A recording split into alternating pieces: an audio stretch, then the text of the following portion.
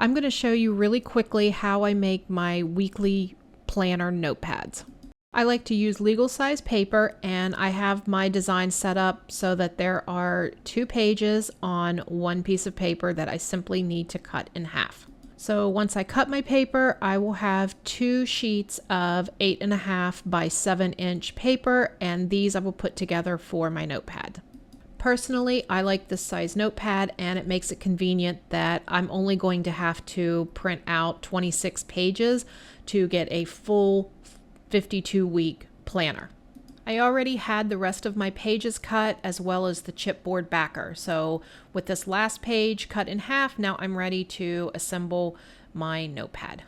Now the little square thing that I'm using, that's a notebook assistant. I don't know what you want to call it. I call it a notebook assistant that I 3D printed so that I can line up my notebooks and it keeps everything square while I'm trying to get my pages all put together. It drove me crazy whenever I first started making notepads, trying to keep all of the pages lined up and keep everything square, that I made this little 3D printed device that assists in that task.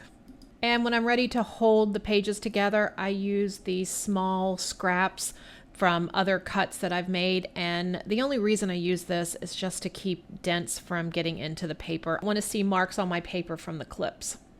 Once all the pages are clipped together and held in place, then I'm just going to get out my binding glue. This is an acid-free glue. I found it on Amazon. I think it's linked in the storefront.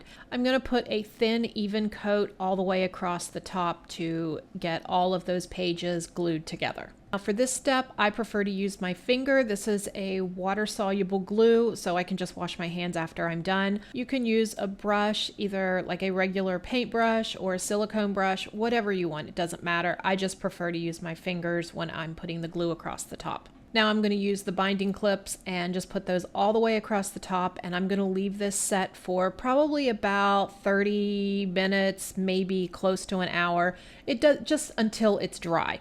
I'm just going to leave it alone, and I'm going to set it down and let it dry.